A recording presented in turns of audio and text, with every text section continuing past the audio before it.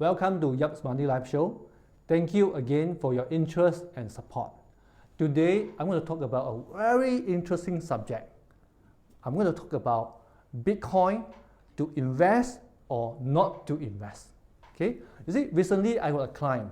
He asked me about, hey, Yap, you know that now everybody actually talk about investing into Bitcoin, and Bitcoin is good, fiat currency is no good, and things like that. So today, I'm going to share with you my view, okay, my take on Bitcoin investing.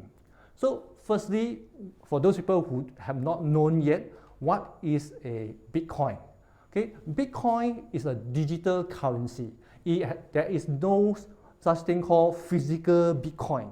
Okay, it is just a number kept in computing cloud, okay, computer somewhere. So it is not issued or backed by any bank or any government. How does Bitcoin investing work? You see, one Bitcoin now, say as of June 2017, is worth about 2,000 plus US dollar. Okay, so the price of this Bitcoin will go up or will go down and go up again, who knows. So like any investment, the investing principle into gold coin, into Bitcoin is the same, is to buy low and then sell high. So for me, I would like to categorize Bitcoin as a high risk investment. Okay. Why?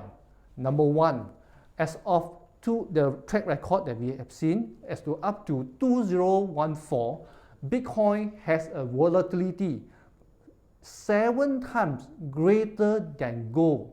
And to me, gold investing is already very volatile, very high risk kind of investment.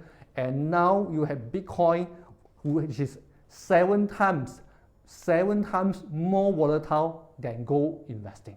Number two, the risk of losing your capital, your investment capital, is very high. Okay, why do I say so? There are two reasons. Number one, regulatory risk. I say it again, regulatory risk. Okay, because this Bitcoin, this digital currency, is a rival. No, it's an enemy to government currency.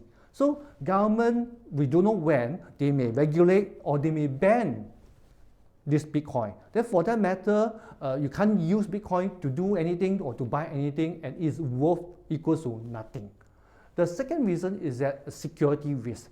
The fact that this Bitcoin is registered and recorded in a computing system. So if you have hacker who go and hack your system, steal your money and destroy your record, then your money, your Bitcoin is gone. And there will be no third party regulator or any party or anybody to provide protection, value to you in case you lost money. Okay, so I would suggest that if you really still want to invest into Bitcoin, I would suggest you that not to put more than 1% of your total investment asset into Bitcoin investing. Okay, but if you are like most of our viewer who is interested to grow money with high certainty, I would suggest you to totally stay away from Bitcoin investing.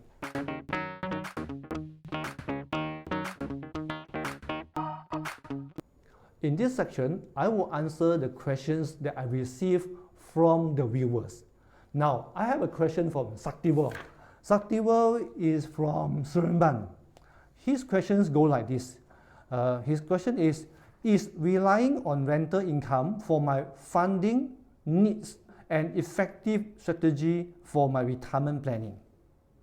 Okay, now I've got 2 points to share here. First point is a concept of diversification of retirement income sources. Say for example, other than rental income, you can also generate retirement income from EPF dividend, stocks dividend, REITs dividend, fixed deposits interest.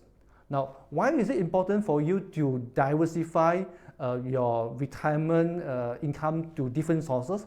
The idea is if you have one source of your income, okay, stop, or actually you go lower for whatever reason, you still have other retirement income sources to support your retirement lifestyle. However, I would call this kind of a retirement asset management a layman retirement asset management, because basically what you can see here is that in this approach, you just use the direct income that you generate from income generating investment to fund your retirement expenses. The benefit, of course, is that the investment risk is low, and also it's very easy for you to manage your retirement asset. However, the investment return, will be also very low. You are getting also maybe about 4 to 6% return. And for that matter, you are facing another risk, which is inflation risk. In the second point, I wanted to share with you the idea of professional retirement asset management. The idea is to use moderate risk investment to fund your retirement expenses. What you do is that you will divide your retirement asset into two.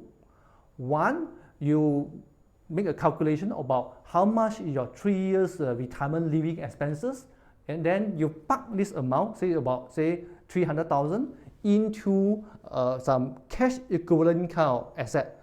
So it could be like money market, fixed deposit, or it could be also some kind of low risk bond. You can generate a return about maybe 4 to 5%. That is one section. The second section of your money is that you invest into a portfolio of diversified asset classes.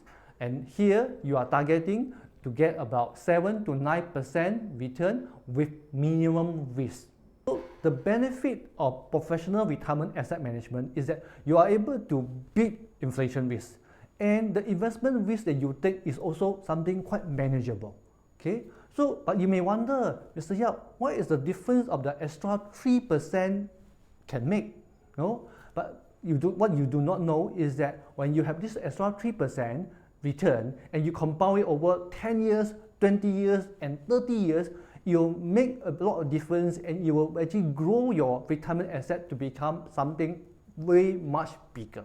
And by doing so, you'll be able to enjoy a very comfortable and more relaxed retirement lifestyle, and you have a better retirement living standard.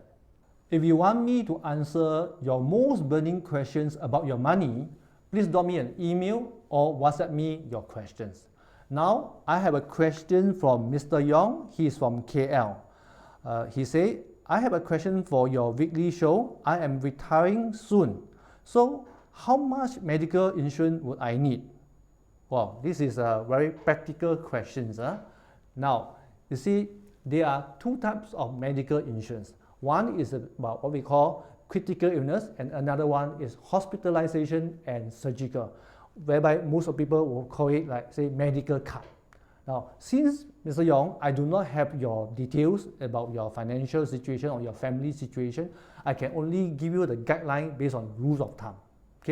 Now, first, if I talk about critical illness, which is an insurance for, say, 36 major illnesses, I would say that you should insure yourself at least based on your last drawn annual salary before your retirement, say for example 100,000 or 200,000, whichever is higher. So in this case, since 200,000 is higher, then I would suggest you to cover at least 200,000 for your critical illness coverage. Number two, we are talking about hospitalization and surgical insurance, which you can call it also medical card. And I would suggest that when you insure yourself for this kind of insurance, you should actually look for at least for room and board, say for 150 ringgit per day.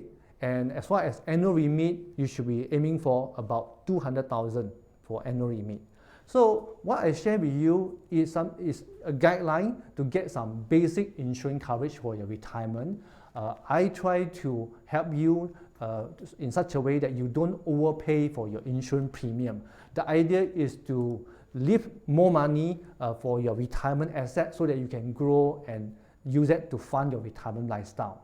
However, if budget is really your concern, I would suggest between the two, critical illness and also hospitalization and surgical, I would suggest you to give priority to hospitalization and surgical. Thank you so much for watching. If you like to learn more how to grow your money with high certainty, please visit my website. Okay? And if you find this video to be useful, please share, comment, and like. Have a great day. Hey there, if you like my video, please remember to subscribe to my channel.